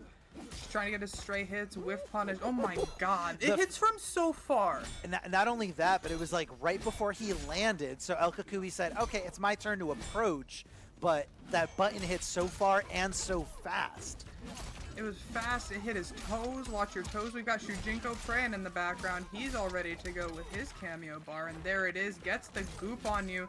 Guys, just watch the damage. Watch it go up. Look at this. Hard knockdown. Just one more hit. Ducked under, but didn't believe. Has the Serena to continue the combo from the command grab. Gonna throw the Hex on him, draining that meter as much as he possibly can, not giving him access to any kind of breaker, and definitely gonna be using 2 bars to take an additional meter away from him. The buttons all over him. Ninjakilla going with just armoring out of there. Oh my god, he just went for it. He just armored out of there. Well, it's you know, he guessed correctly with button versus command grab, but he didn't want to commit to anything. elcucuy going with a last-ditch effort here. T1000, who I actually surveyed all the top 8 players in today's bracket, yeah, and a majority of them said T1000 is the best character in the game right now, and the character that came in second place was Cyrax. So elcucuy, you know, hedging his bets and going with both characters. Yeah, you know, he likes his top tiers, but like we were talking about, both themightyunjust and Kakoi, they just have pretty much any character on lock ready to go if they think it's going to work better in a certain matchup or anything like that. They have a lot of characters that can play it at a high level right now. Oh my god, Shujinko gets the command grab, comes in, eat your own command grab, restand. We're going to have time to charge up the Shujinko during this combo. Yeah, and that's kind of the synergy when it comes to Conan and Shujinko, is Shujinko needs to charge up in order to steal their opponent's move, but because Conan has such big buttons, such, you know, huge forward advancing buttons, now that's how you deal with that Shujinko command grab. Neutral duck it. Don't jump it because you don't have time to punish, but neutral duck it and punish it accordingly because you're going to get the summoning animation coming from the character, coming from Conan. Mm-hmm. Exactly. And I'm sure that they knew these gaps too at this level too. I mean, it worked the first time in elcucuy, and elcucuy was like, oh wait, hold on, I gotta duck that. Yeah, he was like, hold on. opening up. Big damage corner swap. Yeah, the side switch, very important here from Ninjakilla. And you know, those very late jump attack combos are very easy to screw up. Catching him over-committing here with those buttons. Elcucuy was not there yet. Opted to go for a delay wake-up, mixing it up instead of going for the overhead, going right into the low spike. And Ninjakilla trying to solidify this 3-0, but Elcucuy saying, this is a new character. You got to guess in a completely different way. And he's just whiffing! Liquid metal meeting metal sword. And Conan comes out the victor in that situation, forcing the breaker from Elcucuy. Does nothing. Challenges afterwards. Yeah, he got the opening with the overhead and did nothing, and we saw Unjust doing the same thing. I'm curious what they're going for with that. We got the command grab in the corner. Ninjakilla not in a good place right now. Does not have access to break either. He will soon. So what I believe they're going for, actually, when he goes into that liquid metal state, he can absorb 1 hit. If he EXs it, he can absorb, I believe, 3 hits. So I think why they're doing it is because they're doing it against characters that have a single hitting armor move. Oh, that makes sense, yeah. So he wants to easily bait it out. Doesn't have access to breaker. I mean, this is going to scale. I don't think it's going to kill. I don't think it's going to kill either. Look at how hard it's scaling. It's scaling like crazy, but Ninjakilla cashing out because the opportunity to break was not there yet until a few hits came in here. Oh, it just goes, whoa! Shijinko with the assist. Don't know where he got that gun, but Ninjakilla moving 3-0 over Elcucuy with the perfect call out. He was just outside that. So what Ninjakilla did to avoid that bomb is he did the anti-projectile swing. So the armor, it wasn't armor, it was actually negate projectile from the bomb to avoid the bomb and hit, and also at the same time it's an active. You know, and so bandinoz, I'd love to see like kind of how he's able to compose himself and how he's able to play, and if he's just throwing things out there, gets frustrated easily, or just locks in. Oh, first we got MightyUnjust and Tweedy. Sorry, yeah, we're going for the other one first. No, we're going MightyUnjust versus Tweedy. No, it's all good, man. MightyUnjust, you never know what he's gonna pick, but you always know he's gonna pick a good character. Noob Saibot, Havoc, T1000, Cyrex, like literally no limitations when it comes to the MightyUnjust. Where Tweedy will pick a good character, but he will also kind of stick with it throughout, like through and through. Like during MK11 was pretty much a Gearus main altogether, but was playing like Baraka early on, but always just wants that focus. That everybody has different approaches. Sometimes people get fatigued playing the same character, they get bored, and they want a little bit more stimulation. Instead, Tweedy is just saying, I'm good. I'm trying to grind. I'm trying to learn all these matchups. And I think it's also, oh, that was so good. What a great challenge. Yeah, so normally that sweep is so hard to check because it hits you from so far away. But basically, that didn't punish. What Tweedy was doing there was saying, you better not move after you hit me with that sweep. Up block, let's go. Up block, that was disgusting here out of Tweedy. And yeah, like you said, he was on Baraka Kano since this game came out pretty much. He tried Gearus a little bit, wasn't for him. And then Baraka Kano stuck with it until T1000 came out. So he like definitely just fundamentals, really understands this game in and out, plays for hours and hours and hours, has a lot of the tech and knowledge, and now has a character that really is suiting his game style. Ooh, that arm gonna break through. Yeah, I gotta lend a hand here. Yeah. Goes for the trade. We're ducking him. Yeah, so he doesn't want to. Oh no, a random stray blood bubble just easily converting into with some Movado. What's gonna block? No. He didn't punish. No punish. That was his game. Okay. Unjust believes. So I think Tweedy might have been playing around. He believed 100% betted on that. Tweedy called that out twice in a row, but I think what happened there, Tweedy might have been playing around the idea of breaker. Unjust did have full bar, so I think that's why he felt. He's got the hat on. He's got the mask on. We know which one is MightyUnjust. So I really love that in the mirror. Yes. Tweedy just hanging out with regular, just no mask, no hat, T1000. Right now that MightyUnjust finding lots of success, but you know, in one instance it could turn into a back throw, it could turn into a low spike. Love the switch under here from Tweedy, and here comes the breaker. No more resources for the Mighty Unjust, doesn't get the punish in time. And the duck under the grab, he's gonna be able to get the punish. Quick breaker here out of Tweedy. He's gonna be able to go ahead and apply so much pressure in this corner. Only 950 health for Mighty Unjust, and that's just gonna melt right away. Melting. Melting, yeah, you know? Did you do that on purpose? I did do that on purpose. Yeah, Love thank you. I was trying my best. Had to act nonchalant about it, you know? Yeah, you know, it's okay. I'm sorry I called it out, but you know, I think that makes it better. No, it's fine. It's fine. The low spike doesn't get there in time in order to punish, and that's going to be an easy block, an easy punish for the Mighty Unjust as he sends Tweedy for a full ride here, catching him doing anything but block, possibly trying to jump out of the corner. Mighty Unjust kind of waited, recognized there was no delay wake-up timing, and just said, let me check you with this high. Armored to keep him down in the corner. Tweedy finding the conversion. Hit confirming into a nice launcher, and are we going to get the Movado extension here? Yes, we are. Another bounce from the air. Oh boy! We got the Movado trap out. He's able to block it. Gets hit by the overhead there. Yeah, that was Tweedy recognizing that the Movado was not his Movado, because he's like, I didn't call that. Here comes the mine. I got to stop doing what I think I'm going to do to punish. Movado going to be expending this here. Absolutely. Left, I was going to say left in a standing position, but he's opting to go for damage instead. And, you know, it's so hard to deal with that. With the Movado low coming your way at the exact same time, or almost the exact same time, as a big jump and kick. The jump and kick can turn into an empty jump. The jump and kick can... That's really what it comes down to, is the overwhelming options. And even just the threat of Movado, and then if they don't do it, you're like, oh cool, I just let them jump in and get pressure for free. Surprised that didn't break the armor. It looks like that first hit whiffed a little bit from Tweedy. Maybe he just wasn't spaced correctly there.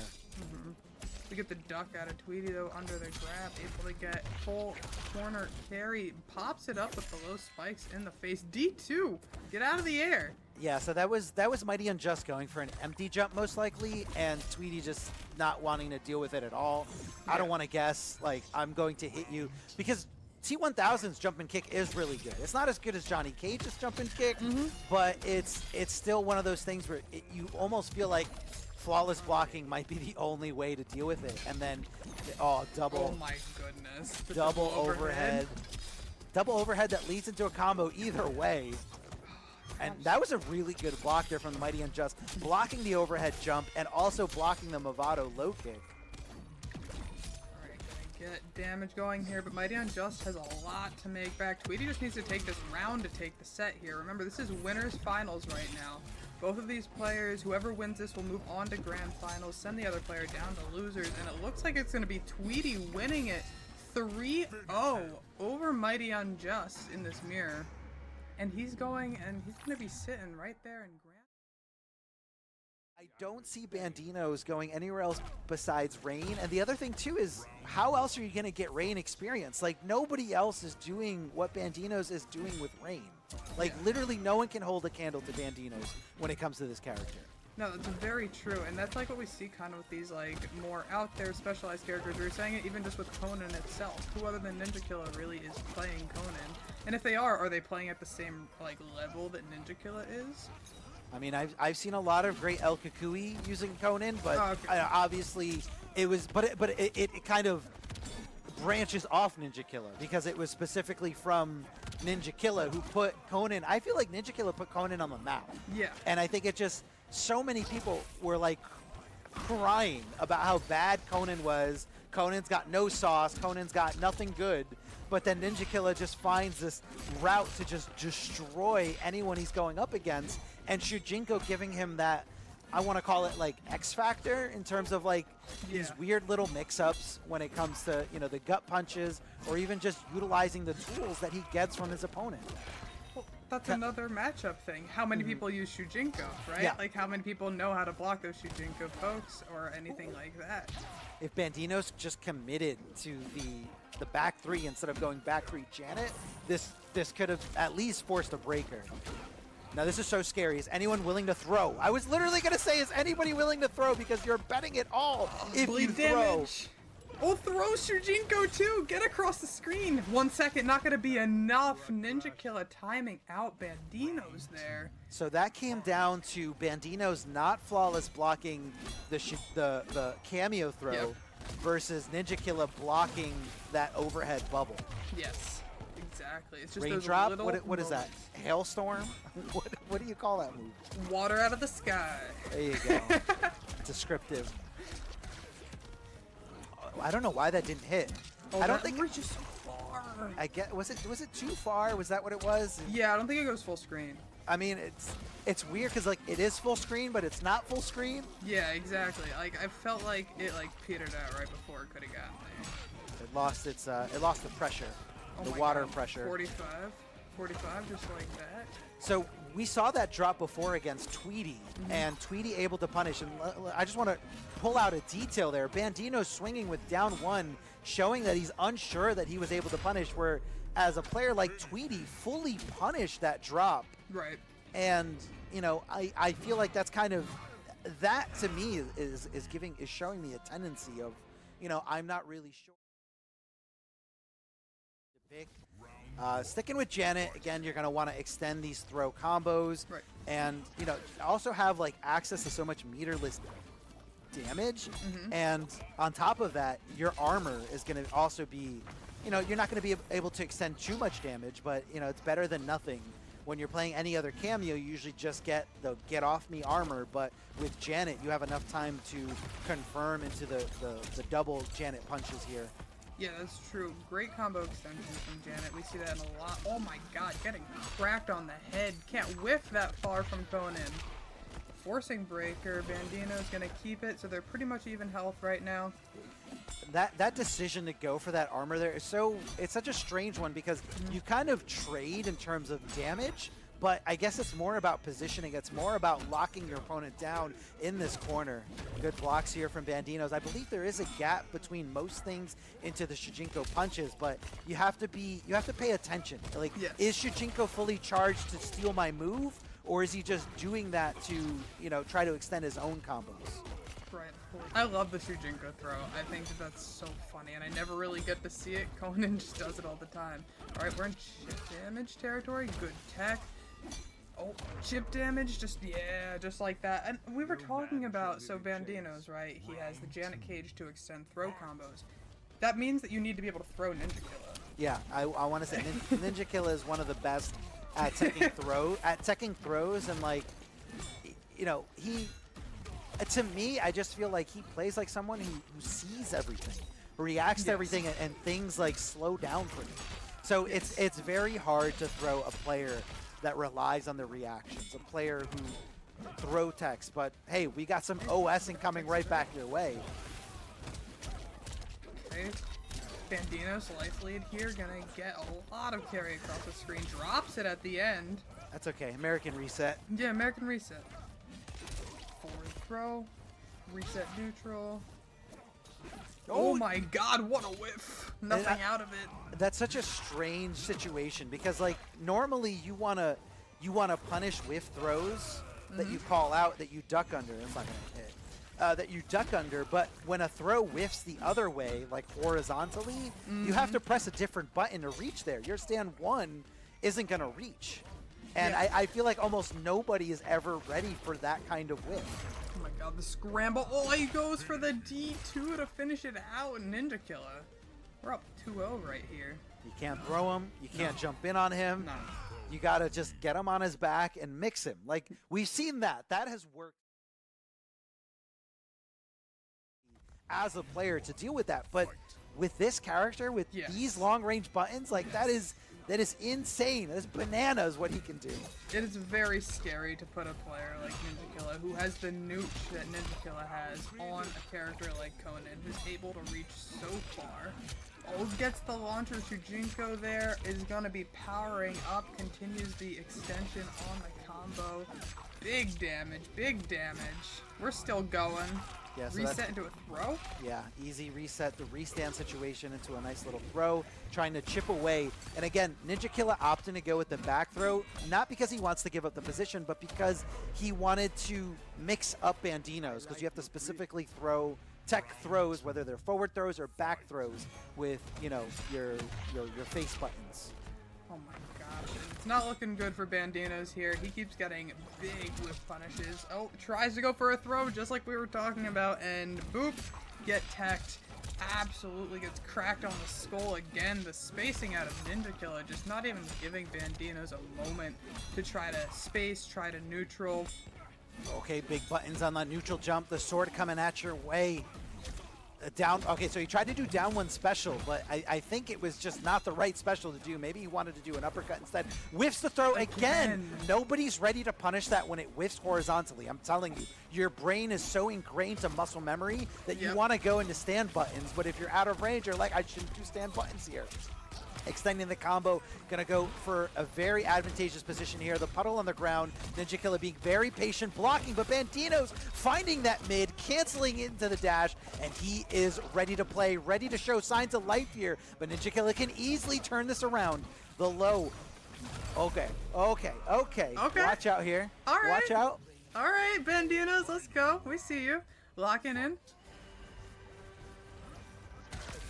He's looking a little bit more confident with his movement too. He was playing very kind of patient, a little bit scared at the beginning, it seemed like, but it seems like he's kind of getting his flow here.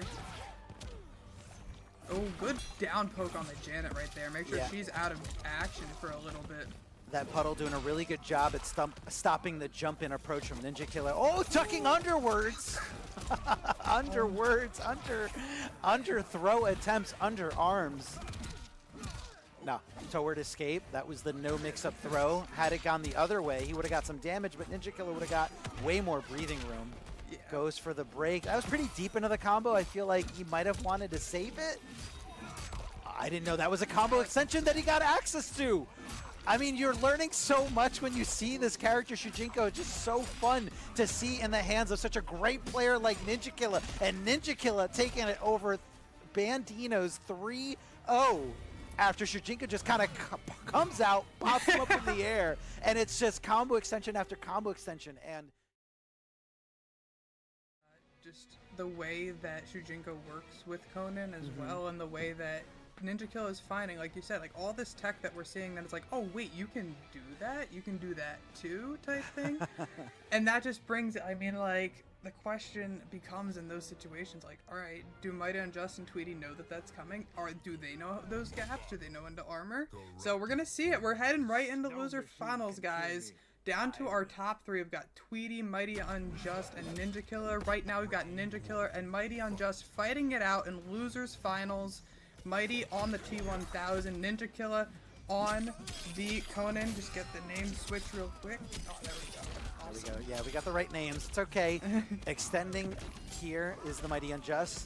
Huge opportunity for him. And this is kind of where, you know, whether you have good reactions or not, I feel like most of the time it comes down to in the neutral. Like, you jump in on Ninjakilla, he's gonna anti-air you. Yep. You walk up and throw him, he's gonna react and see that. But what he's not reacting to, and what he just has to straight up guess against, is this three-way mix-up with T1000. Overhead, low, or command grab. And he even has an extra layer to go into the liquid metal state and try to, you know, bait out that armor. And I think we might be able to see it, shades of that, as the set goes on. Ninjakilla has to get through two T1000s. Yeah, T1000s. And he really, it seemed like he was struggling so much against Tweedy with the T1000 versus Conan pick. So I'm just wondering if he's going to stick on the Conan. Let's say Mighty takes his first one. Or if he were to, like, the Conan, I'm not sure if it's the right choice, but Ninjakilla, he's the pro. That's why he's on there. I'm just here to see what he's doing and what he's thinking. Yeah, I don't see Ninjakilla switching in any situation. I feel like he's been hard committed to this character. You know, we saw T1000 a little earlier, but I don't think it was the match he was looking for. Yes, of course. Yep. Oh, and here comes that damage. Yeah, Ninjakilla getting locked down in the corner, taking a round here off of themightyunjust. So once that Shujinko gets loaded, like suddenly Conan becomes, you know, a character that has some sort of mix, a character that can, you know, go in for a grab almost at any point. So Shujinko's locked and loaded. What's gonna be the guess here? Is he coming out? No, and I think Mighty might have been looking for that. Down one into special. Ninjakilla thought, hey, I blocked this down one. That means it's my turn to swing. Absolutely not. Low spike. I mean, hey, frame data wise, yes, it should. It should be your turn to swing afterwards. You know, you want to get your punish.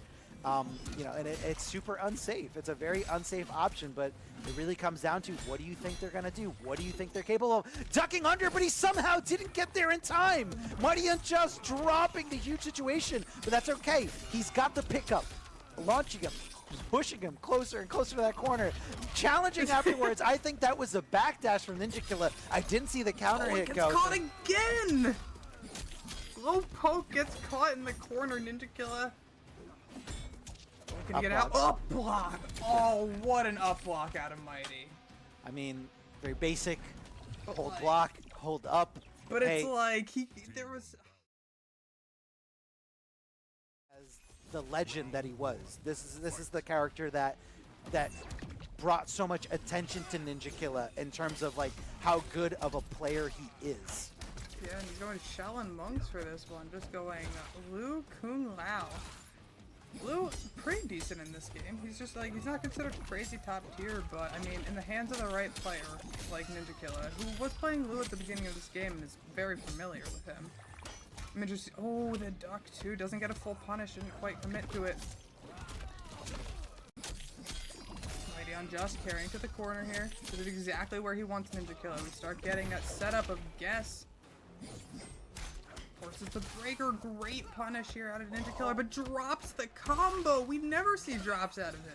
I mean, again, I think this is more of a testament to how much Ninjakilla has been committed to Conan, that I feel like I don't think he might have not even prepared to bring out Liu Kang. Good reactions to that overhead here, and that's what I'm telling you. Like, yes, when you have him in the corner, when you have him down, and you're making him guess three ways, you can really take advantage. But if you're just doing something with a huge startup and a huge tell like that overhead from T1000, Ninjakilla is going to react to that.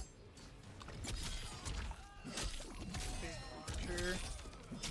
Damage again. Mightyunjust getting started in this round, has the upper hand. Continuing it out with the Movado, cashing out for a lot of damage here. Jump in. I mean, yeah, you're just, again, this is a character where you really don't want to deal with this jump in. So you got to either commit to those up blocks at a huge risk, or just kind of try to hold that and guess your way out of it. Ooh, just kind of caught Fireball EX right away. Kung Lao hat, not able to get anything out of it. A couple plus frames. But Mightyunjust coming in swinging with that forward 3-4, 3-4. Gets the long round spike too, confirming to Movado. I mean, the pokes are just crazy. I feel like T1000 is able to outspace Lu pretty well in neutral. Oh boy. Yeah, this is, oh! Doesn't get that throw. Ninjakilla showing that he is going to take this mile from this 1 inch that Mightyunjust is giving him. 127 health left remaining on his life bar. Oh, challenges, but doesn't go for the whole thing. I mean, you're not going to confirm for that one hit. I think he was just going for a stagger. Gets the punish on the low spike, launches up, and going to do blue flame into more damage. That all came from, like, just the brink of defeat. Had Mightyunjust connected with that command grab, that would have been it. That would have been over for Ninjakilla. But like a low spike or just a big mid, he would have won because Ninjakilla preemptively ducked under that command grab. So, you know, looking back at it, you were just one guess away from winning.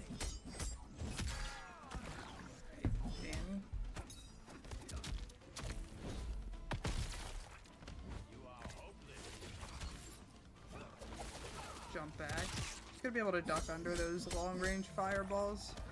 Ooh, decides to tick throw out of the forward 3-4 into our command grab. And then you're gonna see the same style of gameplay here coming out of Mighty Unjust. It's perfect for T1000. Set you up, put you in some mix. What are you gonna guess? Alright, not quite enough to kill. Low Movado coming in. Great blocks out of Ninjakilla. Oh my god. Just shot him up. Point blank to the forehead.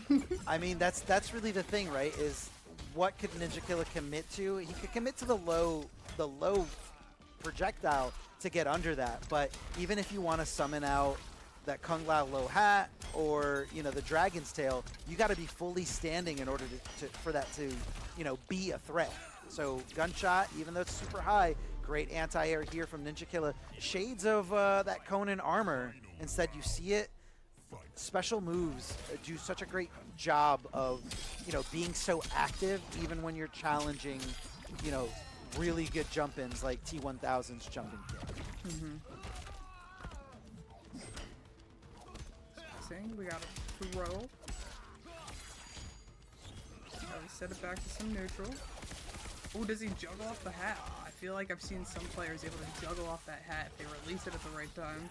Yeah, it's very so hard. I mean, yeah, it's tough because it depends where the hat gets thrown down. It depends how much you advance. Like it's never the same situation over and over and over again. Oh, low spike. I wonder if he could have let it go just a little sooner. I feel like I saw a slight delay there with that hat. Mighty Unjust cashing in big time, not giving Ninjakilla the opportunity to go for that breaker, but Ninjakilla with meter is very, very scary. Yes, very much so. He's in a situation, but not quite chipped out. Did he flawless block that Movado low? Did he flawless block a move that people have a hard time just blocking altogether? Chip situation. Oh my god, his toes got clipped. He blocked the Movado low. He flawless blocked the Movado low. He flawless blocked it and won. Who's gonna react? Good snipe there on the Movado coming out. Trades. Neither of them getting much from it. Swinging. Gets a punish, but doesn't fully get a combo after.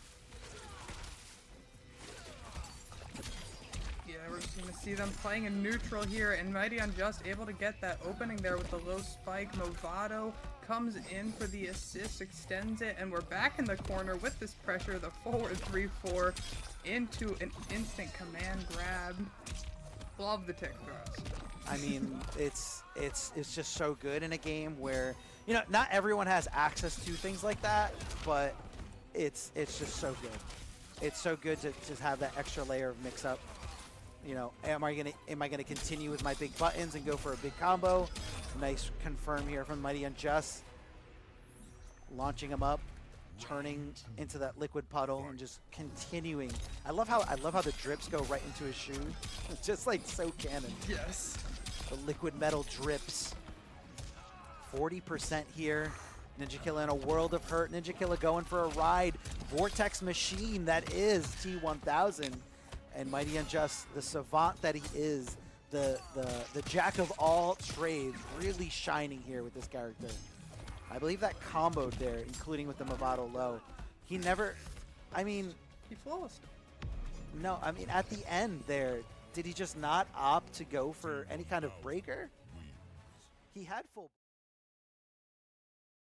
I think this character is, probably the best to fight against Ninjakilla, and I'm going to use the resources that are available to me. Yeah, and I mean, it's working out well for him. He looks comfortable. It looked like it took him a little bit getting used to the matchup, the blue matchup, but he definitely settled into it last match. Ooh, good trade there on Ninjakilla's part. Both sides whiffing. The spike not high enough to get Liu Kang, and Liu Kang a little too high to hit T1000 at all with those projectiles. Yeah, we're just trading. Ooh, look at this neutral, waiting for the opening. He dropped it. 100% a drop. That should have been a conversion easily from Ninjakilla, but I'm not sure if he just if the input ate up a button maybe on his way out of the teleport. I love that throw tech animation. Where it's great. It's just like You think I'm a normal person? No, you literally can't grab me. Yeah, like spikes, get off. Jumping, coming here from Mighty Unjust. Extension here with Movado in the corner. Big launcher.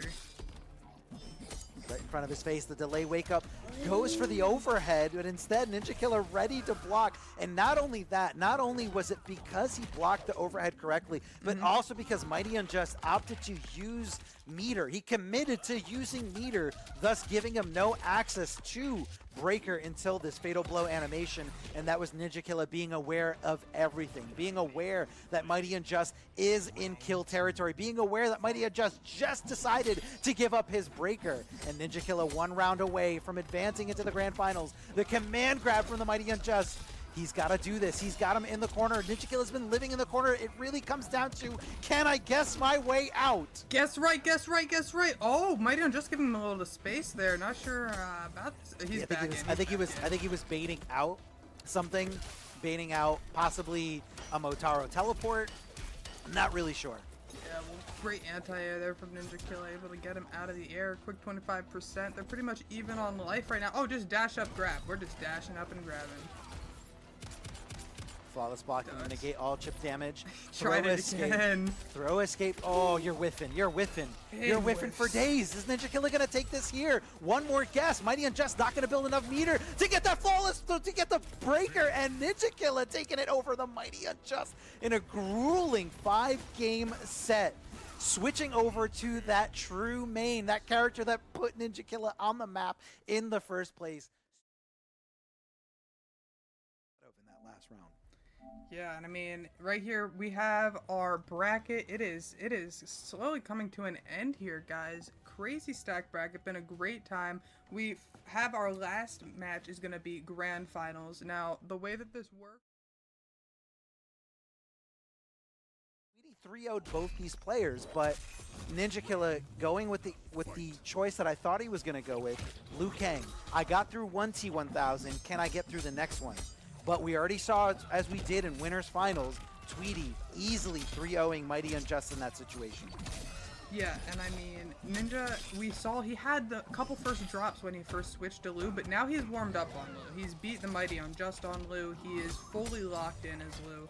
And oh my. Can we talk about how smart that was for Tweedy to not let Motaro start the turret? Instead said, I'm going to poke back, not with a down 1, but a down 3 to make sure I reach both Liu Kang and Motaro so I don't have to deal with this turret nonsense. I mean, Oh!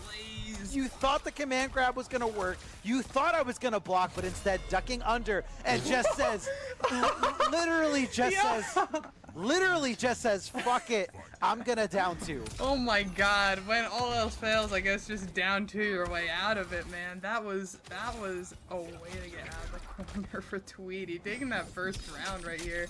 Oh my goodness, Ninjakilla looked like he was trying to go for the whiff punch, but ends up getting caught by the end of that string that Tweedy has out. Big opening again, not looking good for Ninjakilla. He's pretty low on life here. It's not going to be enough to kill in the corner. But he's on 950 health, so one more touch. Oh, and no breaker. Double overhead. Now that could have easily been disastrous for Tweedy. I mean, Ninjakilla able, like if he's got that tiny little sliver of health, he is not going to just. That was pretty commanding for Tweedy for our first match. We're gonna need Ninjakilla to make a good amount of adjustments here. Figure out this whole T1000 mix. It's just so hard once the ball gets rolling. It's a pretty snowball character, because look at that corner carry. You got hit once at the start of the match, and now you're right back exactly where you don't want to be. Mix. Go ahead and get Mix. Did you block it right? No, you didn't. So here you go. It's gonna be a quick 35 for your troubles. Good block there by Ninjakilla, the low and the overhead from T1000, but you can only block so long until T1000 says, I'll give you a command grab. Good block of the overhead, seeing that camera coming from nowhere, and that's a great option to do against Motaro. Now that Motaro shot is super plus on block, but it has a lot of startup, so most characters can just armor their way right past it. Now, Tweedy throwing out that hammer. I was in his stream the other day, and he was talking about, oh, when do you use the hammer? And he was like, I only use the hammer when I know the other opponent forgot that it's even an option. So that means we're not going to see it the rest of the set. Yeah, like One time. He was like, I'll just be doing everything else. They're looking for this, they're looking for that, and then maybe sometimes randomly I'll just throw out a hammer. Hey, it's a special move. It's an overhead. Why not? Okay, forcing the breaker. Ninjakilla, no bar to his name. Tweedy with one stick of butter here. Tweedy, I love these stand button challenges. I feel like it's a very hard thing to conceptualize when you're learning this game. I'm surprised we didn't see the brutality there, but Tweedy's just trying to get this done as fast. But I feel like standing buttons as a challenge is a very hard thing to conceptualize in this game. Yes. Because I feel like everyone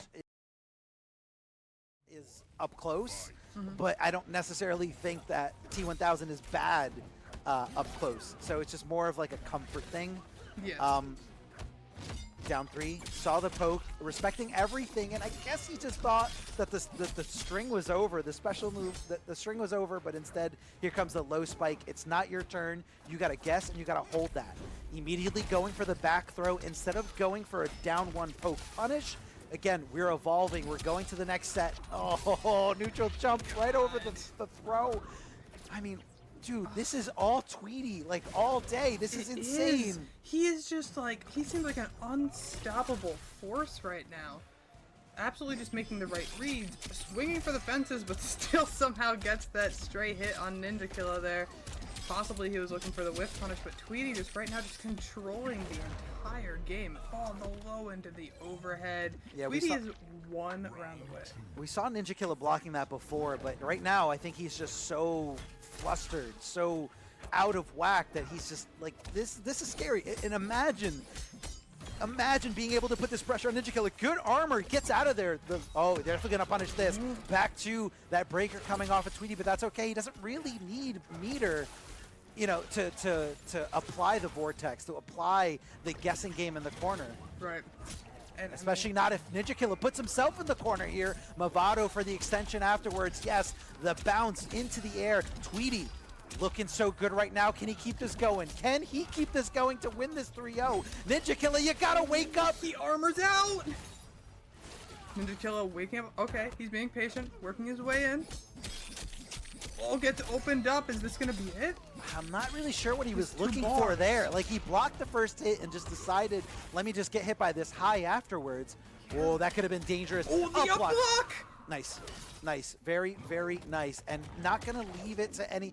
You know, he might have been able to get close to death if he just opted to not use the fatal blow. But in this high-pressure situation, I definitely agree. Spend the fatal blow. Make sure it kills.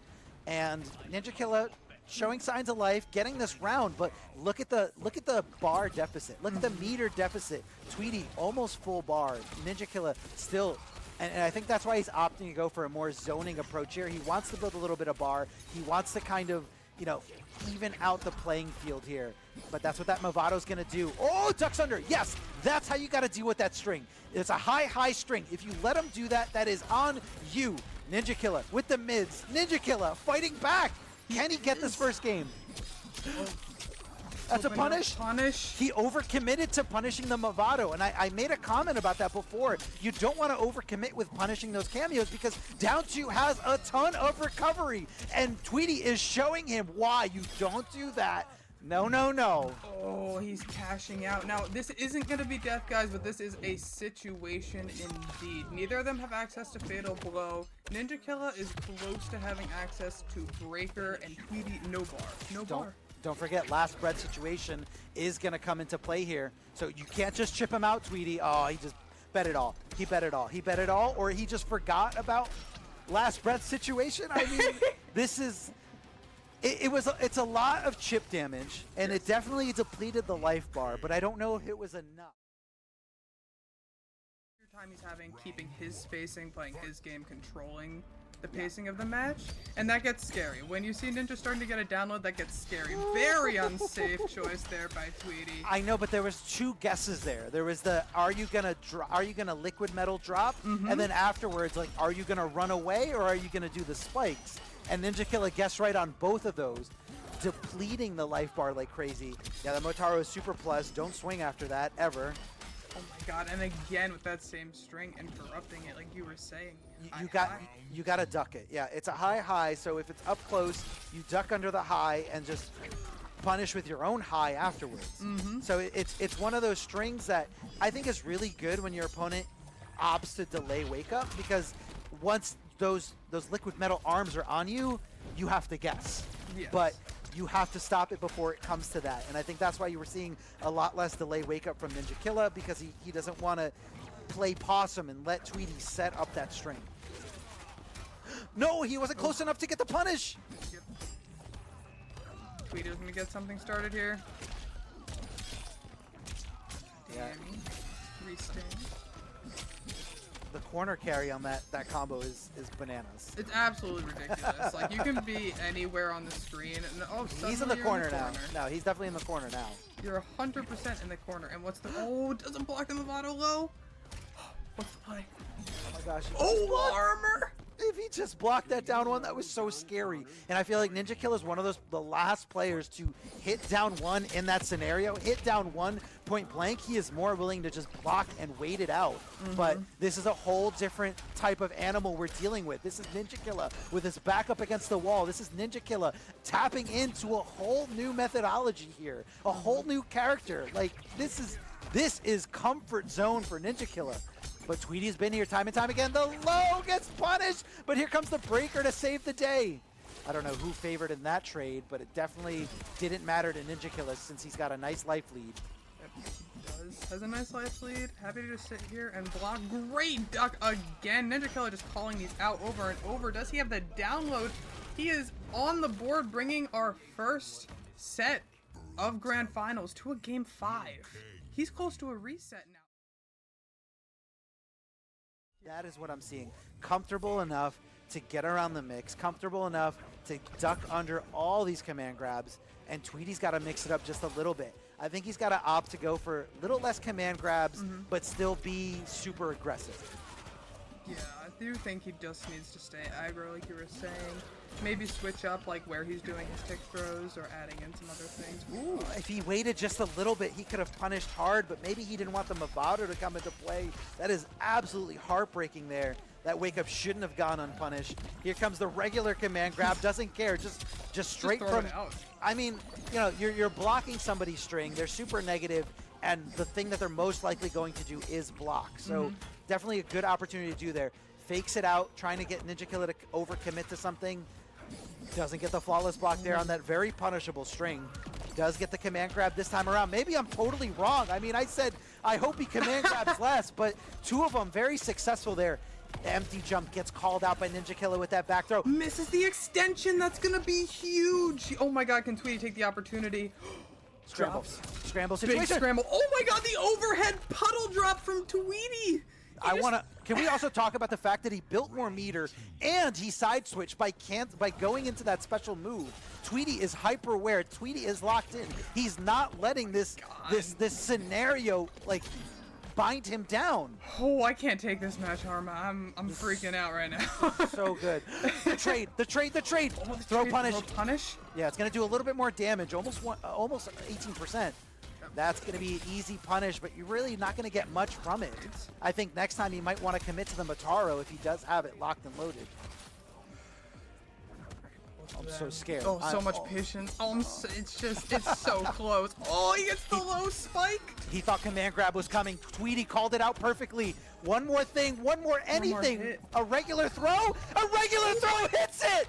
It hits it into the brutality, and Tweedy taking it 3-2 over Ninjakilla, ripping his arms off and showing his dominance. Tweedy is going to Final Combat after an entire year, almost an entire game of saying, I'm not playing this game. Back and forth. Look at all these insane sets we had today too. Even just looking back. I mean, but yeah, looking back, look at the momentum shift there. Yes, Tweedy starting at 3-1 over Rebel, which we can't see here. 3-0 over Ninjakilla. Ninjakilla sticking it out with Conan. 3 over Mighty Unjust, mostly in that T1000 mirror. And then Ninjakilla, you know, I've heard people before saying sometimes you need that extra little bit of confidence that you get in the lower bracket. Where, yeah, you lose on the winner side and you go, man, I'm bad, I'm no good, but then you get that confidence on the loser side, like, you know what? No, I am good. When the pressure's on, Yes. when my back's up against the wall, I am good. And you know, that super close set against the Mighty Unjust was the perfect training ground that Ninjakilla needed to come back at Tweedy, but Tweedy just did such a great job of adapting there in that final game. And I want to